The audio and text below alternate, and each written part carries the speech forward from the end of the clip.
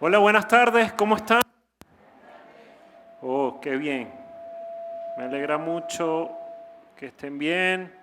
Me alegra mucho el poder verlos, compartir con cada uno de ustedes. Hoy estamos dispuestos en la forma un poquito diferente, pero la intención es que podamos compartir, ¿sí? He decidido iniciar una nueva serie que, como les comentaba la vez pasada, se llama Apostólica. Uy, qué palabra más rara y qué palabra más eh, problemática en algunos casos con todo esto de lo apostólico, ¿verdad? Pero hoy quiero compartir con ustedes algo que Dios ha regalado en mi corazón y quiero que por favor, Daniel, ayúdame a colocarlo allí en la pantalla. Y es una visión que llegó a mi vida para nuestra casa espiritual, ¿sí? Es una visión general, global, sí, pero creo que es importante. Ustedes saben que nosotros, nuestra misión es hacemos discípulos y desarrollamos líderes. Pero pensando en eso, pensaba en esto. ¿Por qué somos o qué es lo que estás viendo o qué es lo que estamos viendo como casa espiritual? Y es que somos un hogar donde somos discípulos que hacen discípulos, que hagan discípulos y así ver a Dios levantar un movimiento de discipulado que bendice nuestra comunidad, esta ciudad, el Estado y la nación. Eso es lo que nosotros somos, es lo que nosotros estamos viendo. Y así que le quiero pedir el día de hoy que juntos podamos leer esto y decir así: somos un hogar donde somos discípulos que hacen discípulos, que hagan discípulos y así ver a Dios levantar un movimiento de discipulado que bendice nuestra comunidad, esta ciudad, el Estado y la nación. Eso es lo que nosotros somos. Yo creo que no están muy convencidos, tranquilo, que todo lo nuevo se queda así como que, ya va, no me cambies, somos una familia para pertenecer y crecer, me estás cambiando muchas cosas, me cambiaste el espacio físico, me estás diciendo algo nuevo. No se preocupe, tranquilo. Relájese, ¿sí? Y vamos a volver a leerlo. O sea, léalo allí usted y dice que somos un hogar donde somos discípulos, que hacen discípulos, que hagan discípulos y así ver a Dios levantar un movimiento de discipulado que bendice nuestra comunidad, esta ciudad, el Estado y la nación. ¿Sí? Eso es lo que somos, eso es lo que estamos viendo. ¿Sí? Somos un lugar para ser familia, pero estamos viendo esto. ¿Por qué estamos viendo esto? Porque Dios nos regaló la oportunidad de ser una comunidad cristiana que está comprometido con la Gran Comisión. Y la Gran Comisión, como lo expresa Mateo 28, dice que, dice el Señor Jesús, toda autoridad me ha sido dada en los cielos y en la tierra, por tanto, ¿qué? Por tanto, vayan y hagan amigos. Por tanto, y hagan seguidores. Por tanto, hagan, no sé, la palabra que usted quiera colocarle allí. ¿Qué dice allí? ¿Qué es lo que dice Dios que debemos hacer? Discípulos. Y un discípulo tiene unas características específicas. Y un discípulo tiene que ver con la misma esencia que Cristo tuvo. Entonces, por esa razón, somos un hogar, ¿sí? Porque somos hogar de su presencia, somos un hogar donde somos discípulos, nosotros primero, que hacemos discípulos, enseñamos a otros a ser discípulos, ¿verdad? Somos discípulos, que tenemos discípulos, y estos discípulos que tenemos los enseñamos a que hagan discípulos. Y así ver, fíjense bien, a Dios, no a nosotros. Y así podemos ver a Dios levantar un movimiento de discipulado que bendice nuestra comunidad, esta ciudad, el Estado y la nación. Muchos hemos estado orando por un cambio, por una transformación en nuestra nación. Muchísimos.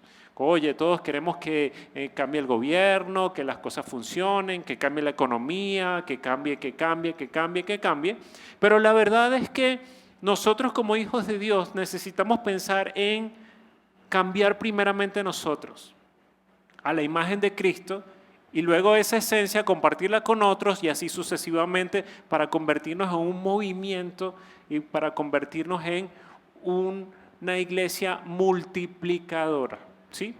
Ok, Voy entonces, esto es solamente una pequeña introducción, voy entonces a compartir lo que tengo para el día de hoy.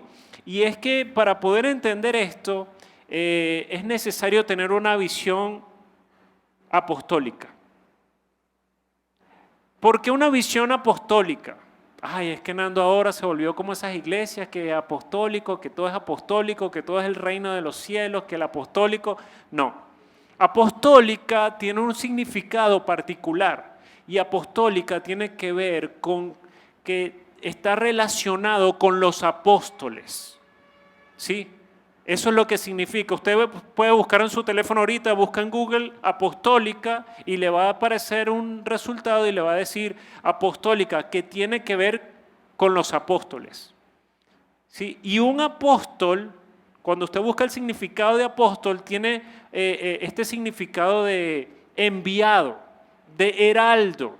¿Sí? En el tiempo antiguo, cuando se conquistaban las ciudades, se enviaba un heraldo, un apóstol, se enviaba aquel que anunciaba lo que estaba ocurriendo, porque no había Twitter, no había Instagram, ¿verdad? No había ninguna de esas redes que hoy tenemos nosotros, pero en ese tiempo se tomaba una persona, ¿sí? O por ejemplo el rey, cuando iba a comunicar un edicto, cuando iba a comunicar algo, tomaba un heraldo, tomaba un apóstol y lo enviaba a las regiones, a cada lugar. ¿Para qué? Para que él, en el nombre del rey, anunciara lo que iba a suceder en cada pueblo y en cada lugar. Entonces, por eso la palabra apostólica tiene mucho que ver con nosotros. Ahora, le voy a dar un ejemplo de apostólica. Uno de los apóstoles más grandes de la historia y más completos y verdaderos, ¿quién fue? Jesucristo. ¿Y por qué dices esto, Nando? Porque dice que la Biblia en Filipenses, capítulo número 2, que Dios, siendo Dios, ¿qué hizo? No tomó eso como cosa que aferrarse, sino que se despojó.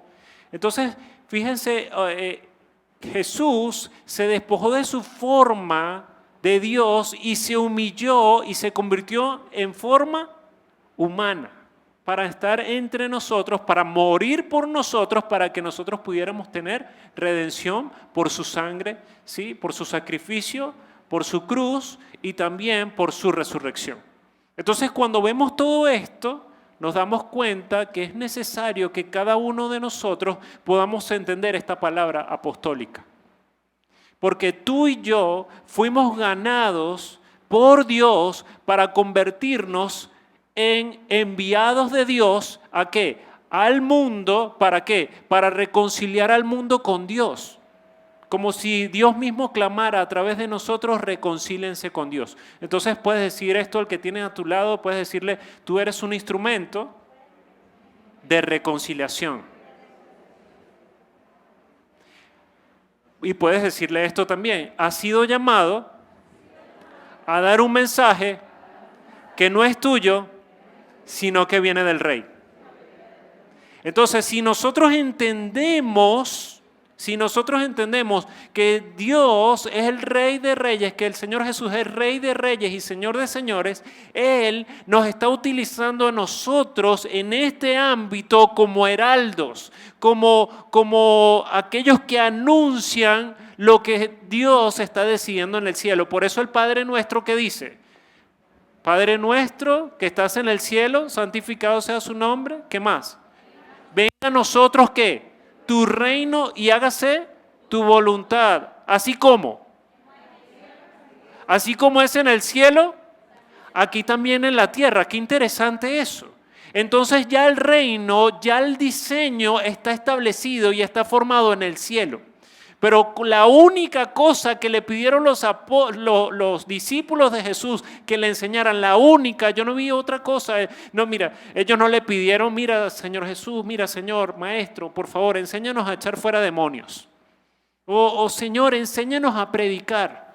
No, sino que lo único que yo puedo ver en las Escrituras que le pidieron sus discípulos a Jesús es, enséñanos a orar.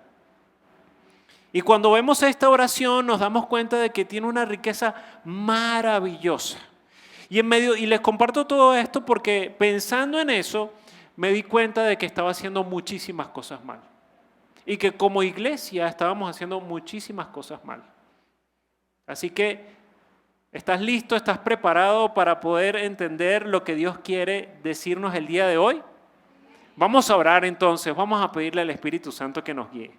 Señor, te damos muchísimas gracias por esta oportunidad que estamos juntos, por esta oportunidad que nos das de compartir tu palabra y de escucharla. Hoy te pido, Padre, en el nombre de Jesús, que sea tu Espíritu Santo en medio de nosotros, trayendo unidad, trayendo un mismo pensamiento, un mismo propósito, un mismo sentido en medio de cada uno de nosotros para que tú seas glorificado y podamos llevar fruto, mucho fruto y fruto que permanece.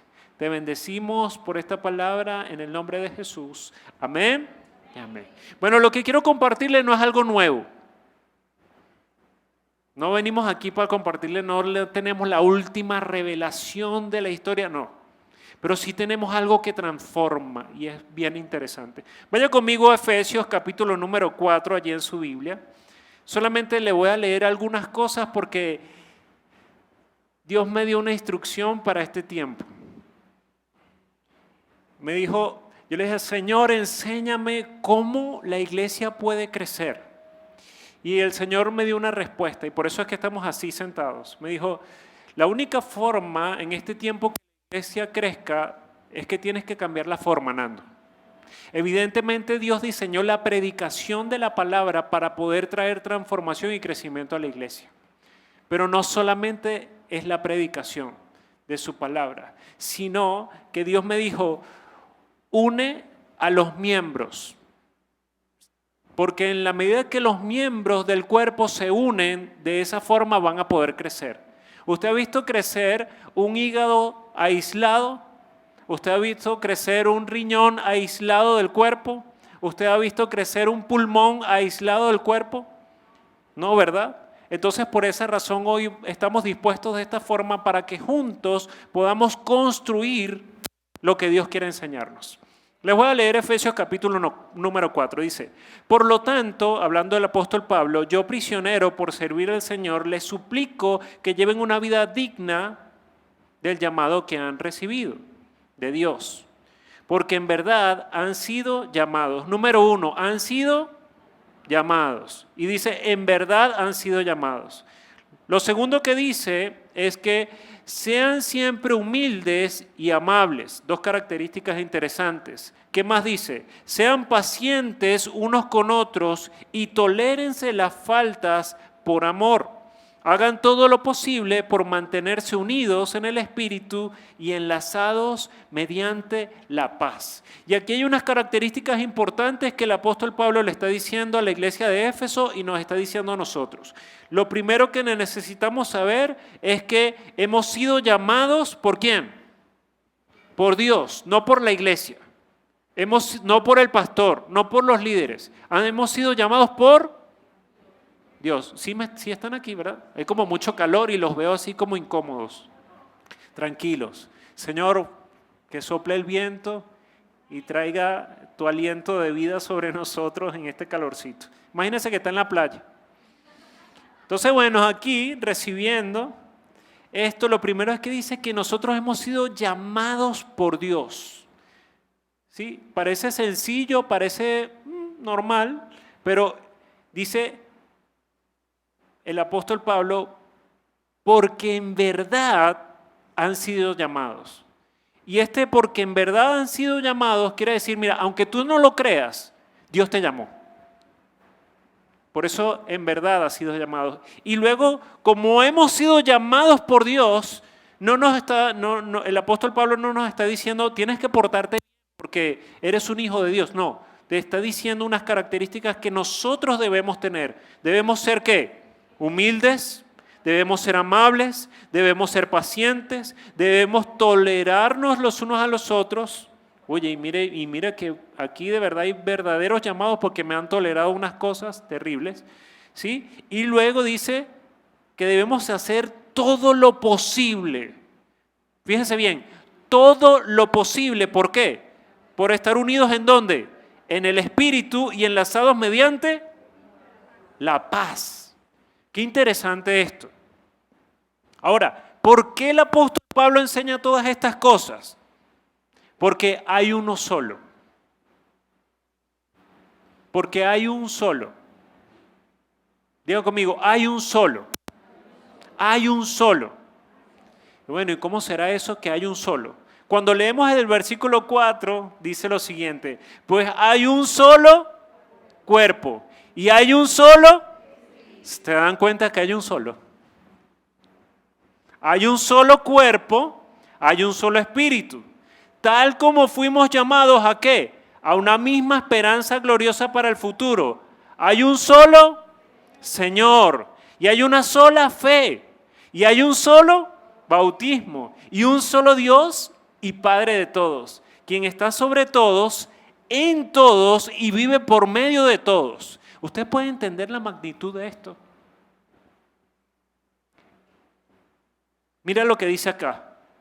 Hay un solo Dios y Padre de todos, quien está sobre todos. Está en todos y vive por medio de. Por esa razón es que necesitamos construir juntos de ahora en adelante. Yo simplemente voy a servir como facilitador de lo que el Espíritu Santo quiere construir en la comunidad. Fíjense bien.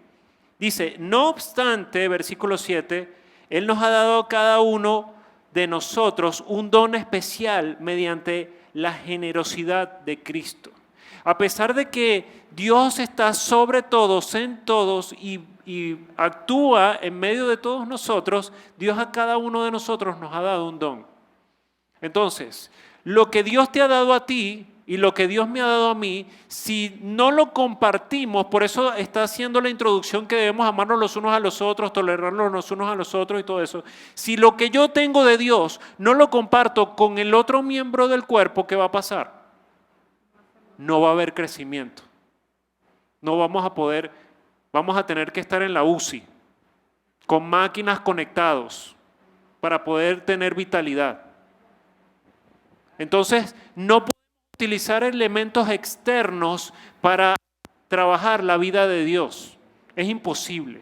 Quizás en nuestro cuerpo natural podemos conectarnos con aparatos en una UCI, ¿sí? O en una unidad de cuidados intensivos.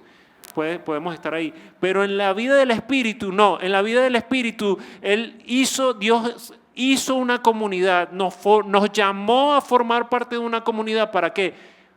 Para que lo que Dios me ha regalado a mí, mi hermano, pueda beneficiarse de eso. Y lo que le ha regalado mi hermano me lo brinde a mí.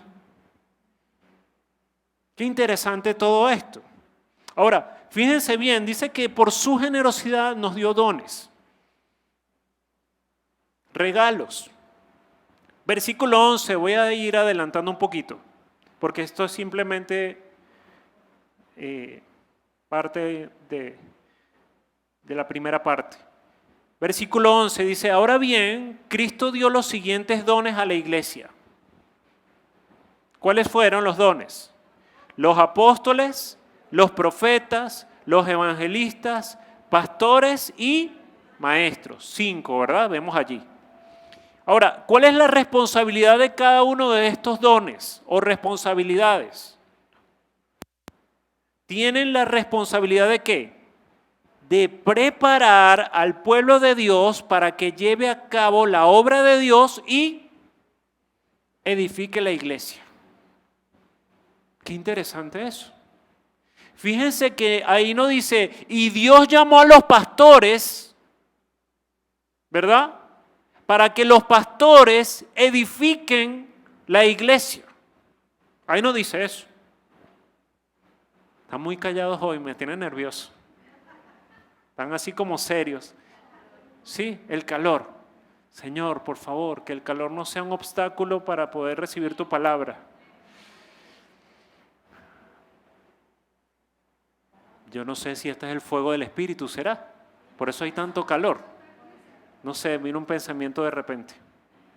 Bueno, entonces fíjense bien que no está diciendo que son los pastores, sino que dio dones Y entre esos dones hay 5 expresiones, 5 regalos de Dios que tienen la responsabilidad de preparar al pueblo de Dios para que lleve a cabo la obra de Dios, no cualquier obra.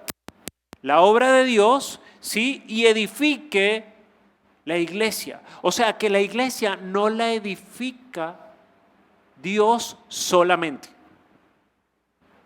Ahí. Nando se está metiendo en un terreno peligroso. ¿Cómo que la iglesia no la edifica Dios solamente? Vamos a ver. Dice también allí en ese versículo que edifique la iglesia, es decir, el cuerpo de Cristo. Ahora, esa es la responsabilidad que tienen ellos. ¿Cuánto tiempo tarda en que un bebé se geste en el vientre de la madre? 9 meses, ¿sí? Por allí. Es lo normal, ¿verdad? Que llegue a término. Pero en la vida de Dios también se ven las cosas y tienen un tiempo determinado. ¿Sabe cuánto tiempo necesita el cuerpo de Cristo para formarse? ¿Alguna vez se lo había preguntado? Se lo voy a decir. Dice, versículo 13. Este proceso de gestación continuará hasta que todos alcancemos tal. Aquí está el tiempo. ¿Qué vamos a alcanzar? Tal unidad en nuestra fe, número 1.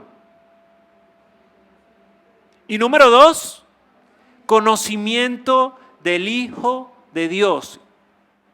Son 2 cosas que nosotros necesitamos, que nos determinan el tiempo.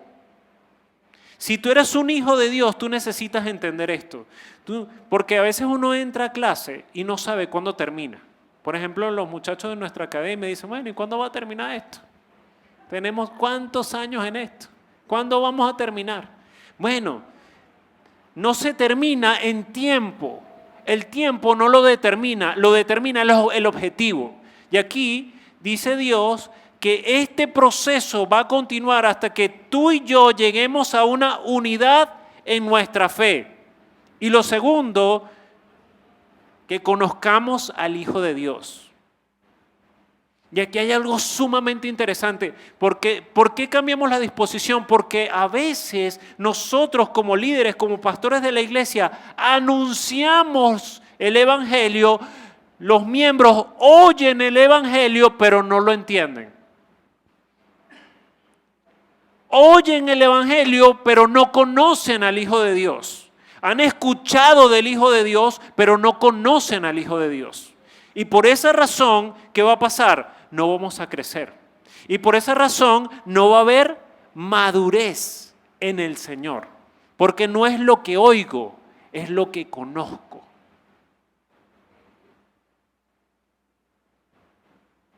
¿Qué dice el versículo? Es decir, hasta que todos lleguemos a la plena y completa, ¿qué? Medida de Cristo. Fíjense, yo estaba preguntándome cuál es esa medida. ¿Usted se ha preguntado cuál es la medida de Cristo? A ver, vamos a pensar un poquito. ¿Cuál es la medida de Cristo? Porque yo quiero llegar al final. Yo no sé si usted se ha preguntado eso. Yo me he preguntado, Señor, ¿hasta cuándo? Yo estoy claro que es hasta que tú vengas, pero, ¿cómo crezco? ¿Cómo maduro? ¿Hasta dónde llego? ¿Cómo lo llego? ¿Cómo llego hasta allá? Porque Él dice que todos, fíjense bien, primero que hasta que todos lleguemos. Si ustedes no llegan, yo no llego. Y si yo no llego, ustedes no llegan. Entonces aquí tenemos que ponernos de acuerdo. Porque yo quiero crecer. ¿Alguno de ustedes quiere crecer? Sí. Bueno, yo quiero crecer en el Señor y quiero conocer a toda su plenitud. Si usted quiere conocerlo, fabuloso. Estamos de acuerdo. Tenemos un punto a favor. Pero miren lo que dice acá. Ahora que estamos de acuerdo en que todos queremos crecer, necesitamos saber en qué tenemos que crecer. Debemos crecer en nuestra fe. Tenemos que crecer en lo que tú y yo estamos creyendo. Ahora, ¿qué es lo que debemos creer? el Hijo de Dios? ¿Cuánto conoces tú al Hijo de Dios? ¿Cuánto conozco yo al Hijo de Dios? ¿Cuánto lo conoces? No cuánto has oído de Él. ¿Cuánto lo conoces? Segundo, dice, hasta que lleguemos a la plena y completa medida de Cristo. Aquí está la pregunta. ¿Cuál es la medida de Cristo? El Señor me regaló la respuesta esta semana y la quiero compartir con ustedes. Mis amigos de protocolo, ayúdenme por favor. Tengo unas hojitas para ustedes. Una cada uno. Vamos a construir esto juntos. Porque la iglesia estamos acostumbrados a tener un predicador elocuente delante de nosotros que nos dirige en la predicación y nos da su testimonio de lo que él ha conocido de Dios. Y eso está muy bien, es fabuloso. Pero cuando vemos las Escrituras nos damos cuenta que el Señor se sentaba con sus discípulos y construía el reino con los discípulos. Nos damos cuenta que en la sinagoga del tiempo pasado es donde era un lugar de reunión donde diversas posiciones, diversas posturas de pensamiento se encontraban para discutir. ¿Qué se hacía en la sinagoga? Se paraba uno, ¿verdad? El sumo sacerdote se paraba, sacaban el rollo, leían la porción de la Escritura y luego ¿qué hacían? Todos decían amén, aleluya, gloria a Dios, sí Señor. No, comenzaban a discutir si esa profecía se había cumplido o no se había cumplido y comenzaban a discutir acerca de lo que decía la Escritura.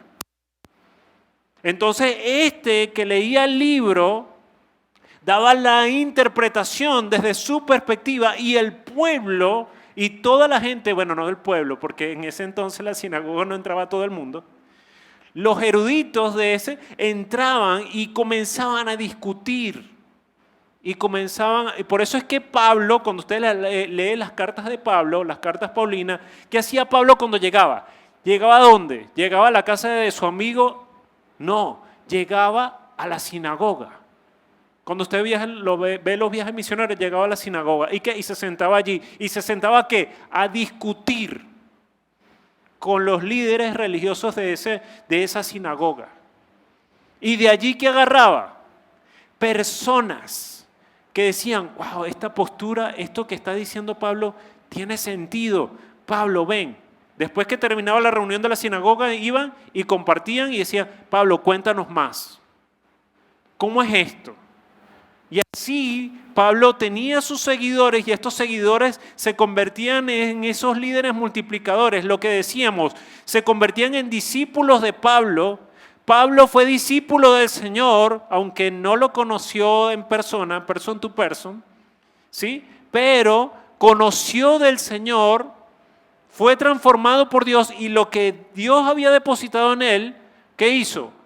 Se lo dio a estos que lo seguían, sus discípulos. ¿Y qué les decía Pablo a estos discípulos? Ustedes le van a decir a otros, le van a enseñar a otros. Por eso Pablo le enseña a Timoteo lo siguiente: busca hombres fieles, idóneos, aptos ¿para qué? Para enseñar a quiénes, a otros. Entonces, si nosotros que somos hijos de Dios, que somos miembros del cuerpo de Cristo, no estamos recibiendo discipulado, entonces no vamos a poder cumplir la gran comisión. No porque sea algo que el pastor tiene, no, porque esa es la voluntad de Dios. Y si tú quieres cumplir la voluntad de Dios, necesitamos trabajar en esto. Allí tienen una hojita. Les voy a hablar acerca de la medida, porque esto está hermoso. Ahí al principio tienen 3 flechitas, ¿verdad? Yo no tengo una hojita, así que ayúdeme. ¿Qué es la primera? ¿Cuál es el primero que dice allí? Conocimiento. Lo segundo, obediencia. Lo tercero, compartir. 3 elementos importantes que necesitamos para poder descubrir la medida de Cristo. Antes yo pensaba, sí, regálame una, por favor. Antes yo pensaba que la medida de Cristo tenía que ver con, bueno, la medida de Cristo es que yo sea bueno, es que yo sea dadivoso, generoso, amoroso, que no tenga deudas con nadie, ¿verdad? Y de hecho en Primera de Timoteo hay una característica de los líderes religiosos, perdón, de los líderes de la iglesia, los ancianos, bueno, no dado al vino, no pendenciero, hombre de una sola mujer, que sus hijos se sujeten, varias características, ¿verdad? Yo pensaba que eso era la medida de Cristo. Pero fíjense, le voy a leer lo que tiene allí en su hojita y usted me puede seguir. La medida de la madurez o la medida de Cristo es la siguiente. Normalmente entendemos madurez como mucho conocimiento y por eso nos reunimos. Bueno, no, yo quiero conocer a Dios, y eso está muy bien. Pero mira, lee la siguiente línea, dice, si tengo conocimiento y no lo obedezco ni lo comparto, ¿en qué se convierte? En rebeldía. ¿Sabe por qué en rebeldía? Porque el Señor dice, el que me ama, ¿qué hace? El que me ama, guarda mis mandamientos. ¿Y qué es guardar los mandamientos? Obedecerlo. ¿Qué pasó con Saúl? Saúl en el Antiguo Testamento vino el profeta, le mandaron a matar a todo un pueblo, no los mató, ¿sí? ¿Y qué pasó con Saúl? Fue desechado por Dios. ¿Por qué? Porque Saúl había agarrado todo lo mejor que tenían, ¿verdad? De este pueblo que debían matar, él se lo llevó. Y le dijo al profeta, pero ¿sabes qué? Nosotros tenemos todo esto para darle sacrificio al Señor. Esto es una ofrenda para el Señor. ¿Y qué le dijo el profeta? Dios no se complace de tus sacrificios, sino de la obediencia. Él te dijo que los mataras a todos y no los mataste. Por tanto, has sido desechado de Dios. Qué interesante eso. Entonces, por esa razón, cuando vemos esto, dice, Saúl tenía conocimiento, pero ¿qué no hizo? No obedeció. Y no compartió lo que Dios le había dicho que debía hacer, porque fueron los líderes de su ejército quienes se llevaron el botín. Qué interesante eso. ¿Qué trajo esto? Rebeldía. Rebeldía. Segunda posición. Si tengo conocimiento, lo obedezco, pero no lo comparto, ¿en qué me convierto? En un egoísta. Qué interesante eso, ¿verdad? Ya como que no me están viendo con cara chévere, ya como que...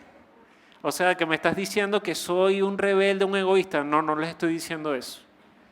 Les estoy diciendo lo que yo recibí del Señor.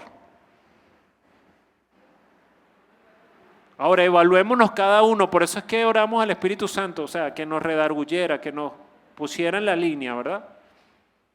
Para eso estamos aquí, creo yo. Fíjense, si tengo conocimiento, lo obedezco, pero no lo comparto, me convierto en un egoísta. Qué interesante. ¿Cómo vamos hasta aquí? ¿Estamos bien? Gracias a Dios aquí no hay piedras. Vamos a la tercera posición a ver. Si tengo conocimiento, lo comparto, pero no lo obedezco, ¿en qué me convierto? En un hipócrita. A ver, esta palabra hipócrita, ¿dónde usted lo ha visto en la Biblia? Cuando Jesús se presentó delante de los líderes religiosos y le dijo, ustedes son unos sepulcros blanqueados. Y le decía al pueblo, ¿qué le decía? Hagan todo lo que ellos dicen, pero no vivan como ellos viven. Ellos tenían el conocimiento de las Escrituras, compartían el conocimiento de las Escrituras, pero no lo obedecían. Por eso es que estaban en contra de Jesús. ¿En qué se convirtieron? En hipócritas. Bajó el sol y hay brisita. Gloria a Dios. Entonces fíjense bien, perdón, que es necesario que nosotros nos evaluemos a la luz de esto. Ahora aquí voy a explicarle un poquito acerca de la medida, porque estamos buscando la medida de esa madurez en Cristo. La medida a la cual nosotros debemos alcanzar es, primero, tener en claro qué es lo que conocemos de Dios. No lo que hemos oído nada más, lo que conocemos verdaderamente de Dios. Lo segundo es obedecer lo que conocemos de Dios. Porque yo puedo conocer mucho de Dios, pero obedecer solamente un poquitito. Eso no es toda la plenitud de la medida. La plenitud de la medida es que si conoces un poquitico de Dios, de Jesús, obedezcas ese poquitico y compartas ese poquitico. Esa es la medida de plenitud para nosotros los cristianos. Qué interesante eso. ¿No les ha pasado que usted tiene toda la disposición, que usted tuvo un encuentro con el Señor, pero cuando, no sé, su líder le dice, vamos a compartir ese testimonio, ¿qué haces? No, yo no estoy capacitado. Yo no soy capacitado para eso. Yo necesito entrar en 3 años de academia. Yo necesito ir a un instituto bíblico para poder compartir esto. No, hermano, no es así. Algunos se ha experimentado eso, ¿verdad? A ver, yo lo he experimentado. No es así. El evangelio es más sencillo que eso. No porque tenga menos importancia o hay que diluir el evangelio, no, pero es más sencillo. Entonces, yo quiero invitarlo a que usted se pueda pensar y evaluar cuánto conoce de Dios, cuánto ha obedecido de lo que ha conocido y cuánto ha compartido de lo que ha obedecido. Porque esa es la medida de plenitud en Cristo. Vamos a continuar y aquí les voy a dar unos 10 minuticos para que podamos revisar esto allí en el grupito donde usted está. Dice, el conocimiento es importante. Y Oseas 4:6 dice, mi pueblo perece por falta de conocimiento. De acuerdo a los siguientes pasajes bíblicos, responde, ¿qué debo conocer? Y aquí les voy a dejar en sus grupos que con sus Biblias revisen qué es lo que tú debes conocer, porque hoy vamos a salir de aquí con una medida plena de Cristo en cada uno de nosotros. ¿Amén? ¿Sí? ¿Quieren agüita? Porque los veo así. Vamos a buscar agüita, ya vamos a buscar la agüita. Entonces, reúnase ahí con su grupito. ¿Sí? Karen, bebé, si me ayudas aquí, con Marta, ¿hacen un grupito allí o se incorporan en otro grupito? Y vamos a buscar esos pasajes y van a identificar qué es lo que debemos conocer.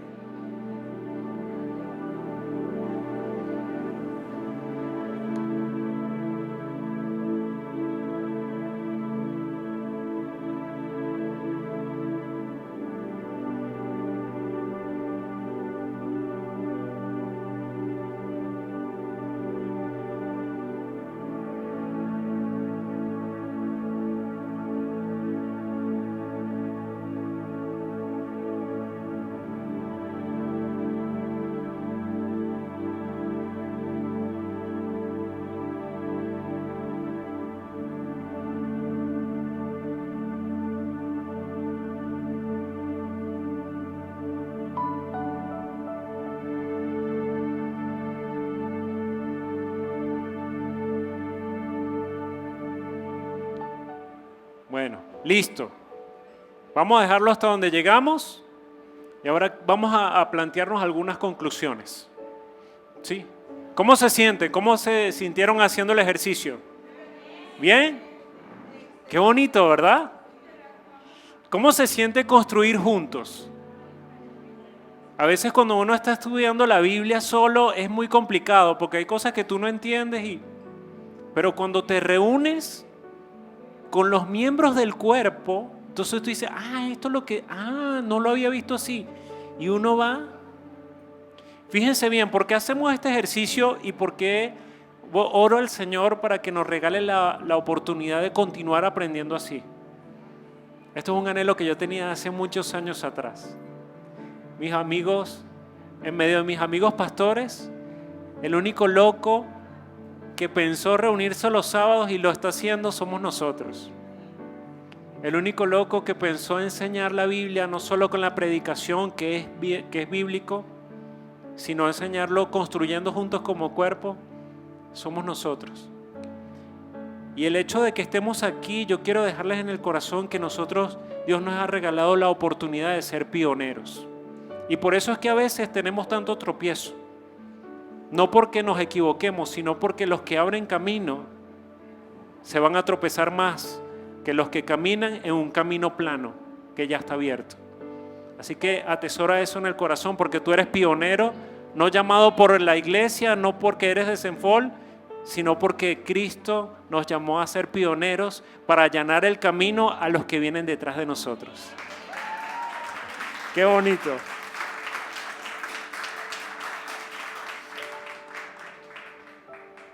Conclusiones. Vamos a ver que ay, Dios mío. En medio de tantas cosas que quiero compartirles, me perdí. Aquí está. Mire lo que va a pasar, o no lo que va a pasar, lo que está pasando cuando construimos juntos. Cuando obedecemos a Dios, cuando nos dio junta los miembros para que el cuerpo crezca. Versículo 14 de Efesios 4 dice que cuando lleguemos a esa medida plena, mira lo que va a pasar. 14. Entonces ya no seremos inmaduros como los niños. No seremos arrastrados de un lado al otro ni empujados por cualquier corriente de nuevas enseñanzas. No nos dejaremos llevar por personas que intenten engañarnos con mentiras tan hábiles que parezcan la verdad. Fíjense qué es lo que está haciendo cuando construimos juntos. Nos estamos blindando. ¿Sí? Un blindaje es para que no pase toda doctrina falsa, toda enseñanza que tenga apariencia de verdad, toda mentira que tenga apariencia de verdad. ¿Por qué? Porque la vamos a poder comprobar con nuestro hermano que tiene el mismo espíritu, el mismo Padre, el mismo, como dice Efesios. Entonces, cuando yo estoy pensando algo y lo expongo al cuerpo, a los demás miembros, van a decir, oye, esto está bien, pero cuidado con esto. Aquí no, eso no es lo que está diciendo allí. Y eso es lo que está pasando y eso nos genera un blindaje. Cuando algo está blindado o resguardado, ¿qué pasa? Tiene mayor oportunidad de crecer. Por eso es cuando el bebé crece, ¿qué tiene? En el útero tiene una capa que lo cuida, que lo resguarda. Está blindado. Y solamente hay un canal de acceso para que este bebé se alimente y pueda formarse y gestarse en el tiempo determinado por Dios. Así mismo pasa con la iglesia. Solamente hay un canal. Imagínense la iglesia como un bebé. Está cubierto, ¿verdad? Está metido allí en un lugar, resguardado, blindado. Y solamente hay un canal de acceso. Para la iglesia, ¿quién es ese canal de acceso? Cristo. No hay otro canal, no hay otro camino. Cristo es el camino, la verdad y la vida. Y nadie va al Padre si no es por quién. Entonces Él es el cordón umbilical de la iglesia, por la cual se alimenta, se nutre y crece. ¿Para luego qué? Cuando el bebé nace, ¿qué hace con el bebé? Cambia de estado, cambia de un lugar a otro. ¿Eso qué quiere decir? Que este bebé está siendo enviado, después de ser formado, está siendo enviado ¿a qué? A otro ambiente. ¿Para qué? Para que pueda crecer, para que pueda desarrollarse y para que pueda cumplir el propósito por el cual fue gestado. Eso es lo que está pasando con nosotros, iglesia.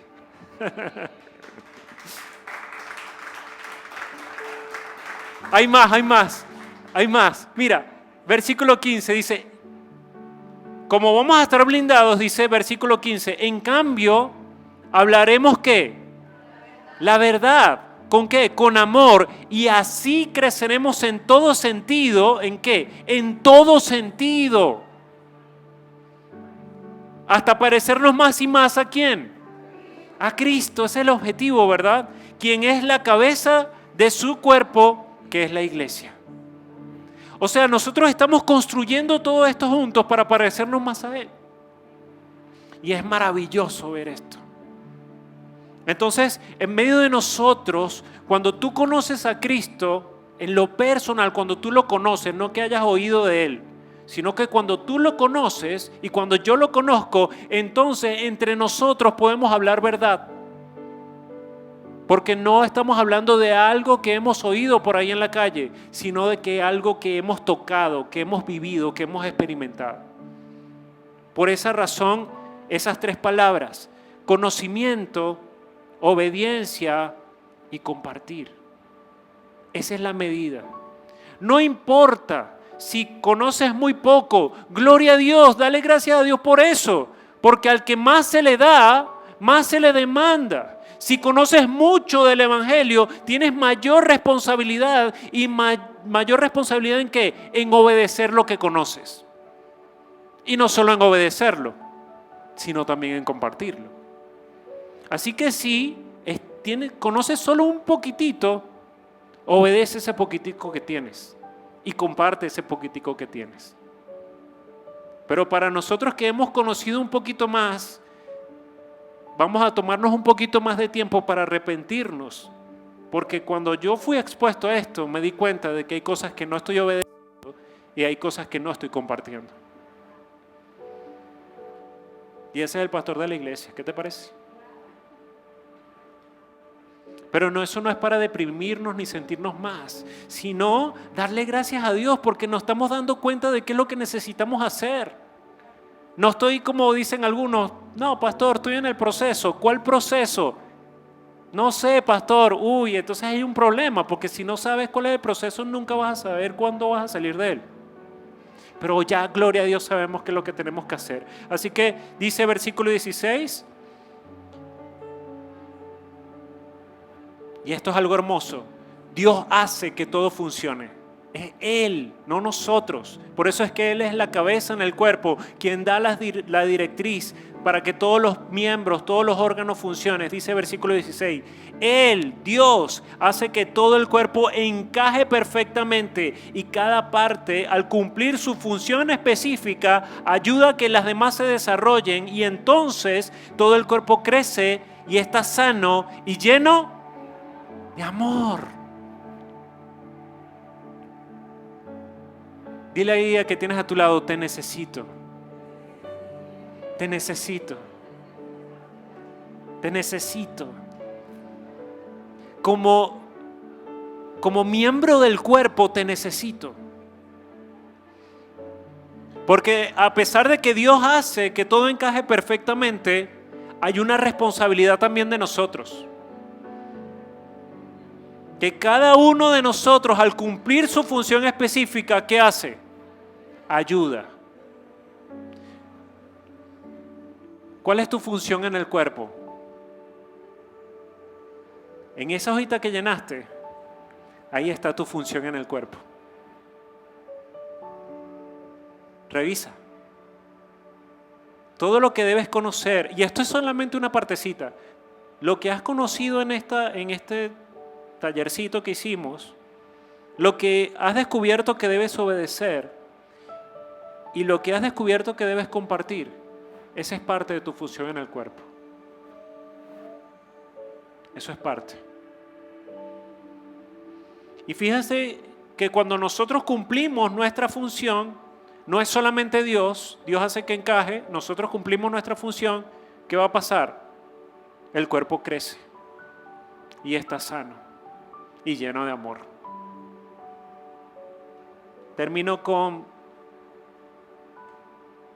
Primera de Pedro, capítulo número 2. Por esta razón, desháganse de toda mala conducta, acaben con todo engaño, hipocresía, celos y toda clase de comentarios hirientes. Como bebés recién nacidos, deseen con ganas la leche espiritual pura para que crezcan en una experiencia plena de la salvación. Pidan a gritos ese alimento nutritivo, la palabra de Dios. Ahora que han probado la bondad del Señor. Ahora ustedes, ¿qué hacen? Se acercan a Cristo, quien es la piedra viva principal del templo de Dios. La gente lo rechazó, pero Dios lo eligió para darle gran honra. Y ustedes, nosotros, somos las piedras vivas con las cuales Dios edifica su templo espiritual. Además, ¿qué dice de nosotros? ¿Somos qué? Sacerdotes santos. ¿Por medio de quién? Por la mediación de Jesucristo. Ustedes, nosotros, ofrecemos sacrificios espirituales que agradan a Dios, como dice la Escritura. Pongo en Jerusalén una piedra principal elegida para gran honra, y todos los que confíen en Él jamás... Qué importante. Así es, ustedes los que confían en Él, ¿qué hacen? Reconocen la honra que Dios les ha dado. Pero para aquellos que lo rechazaron, ¿qué pasó? La piedra que los constructores rechazaron ahora se ha convertido en una piedra principal. Además, es la piedra que hace tropezar a muchos, la roca que les hace caer. Miren por qué estos hombres tropiezan. Dice, tropiezan porque no. ¿Qué estamos viendo? Conocer, obedecer, compartir. Si no obedecemos podemos tropezar. Y por eso se enfrentan con el destino que les fue preparado. Ese destino es horrible. Versículo 9. Y esto es lo más hermoso que nos dice Dios. Pero ustedes, los que están aquí reunidos, pero ustedes no son así, porque son un pueblo elegido, son sacerdotes del Rey, son una nación santa, una posesión exclusiva de Dios. Por eso pueden mostrar a otros la bondad de Dios, pues Él los ha llamado a salir de la oscuridad y entrar en su luz maravillosa. Pero ustedes no son así como los que tropiezan. Ustedes no son de los que desobedecen, ustedes no son los que desconocen, ustedes no son los que se quedan callados. Ustedes no son rebeldes, ni egoístas, ni hipócritas. No son eso. Versículo 10 de 2 de Pedro dice, antes, y esto es un testimonio maravilloso, antes no tenían identidad como pueblo, pero ahora son pueblo de Dios.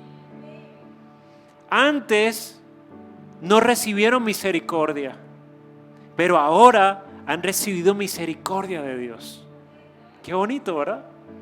Queridos amigos, ya que somos extranjeros y residentes temporales de este mundo, les advierto que se alejen de los deseos mundanos que luchan contra el alma.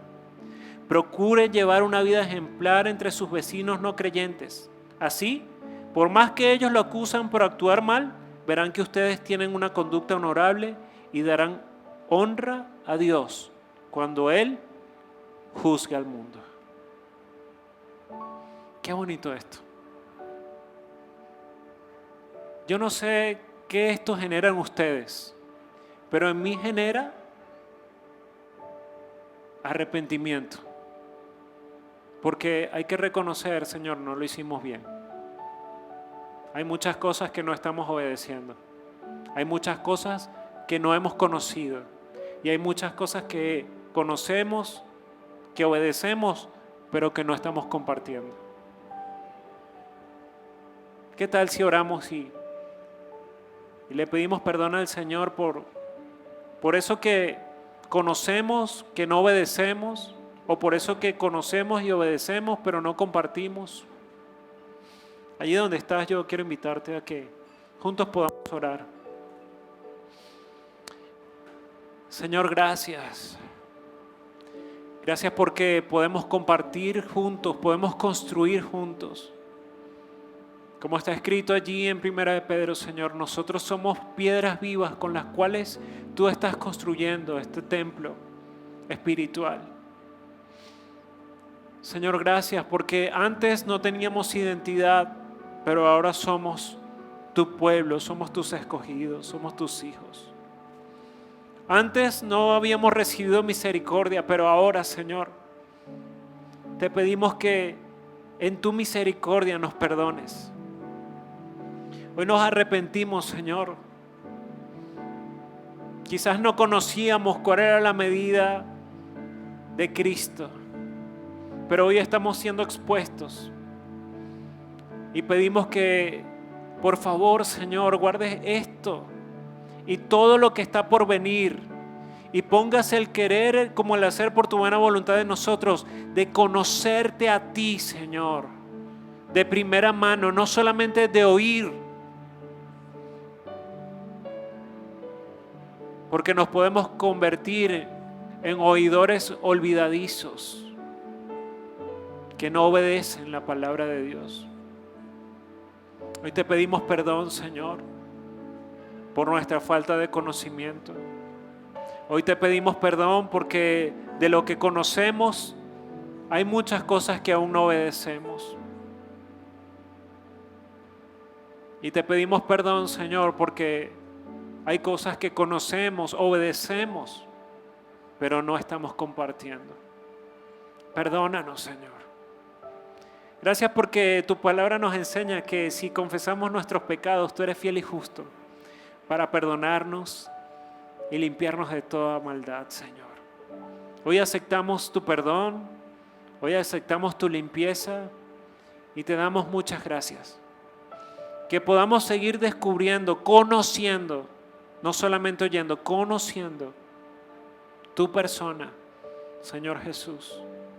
Que podamos obedecer, que seamos hombres y mujeres prudentes, que ponen por obra tu palabra, Señor.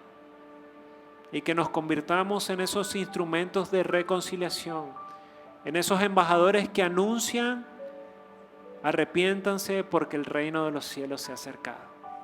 Te bendecimos, Señor, bendecimos nuestras vidas, nuestras familias y te damos muchas gracias por este tiempo en el nombre de Jesús. Amén.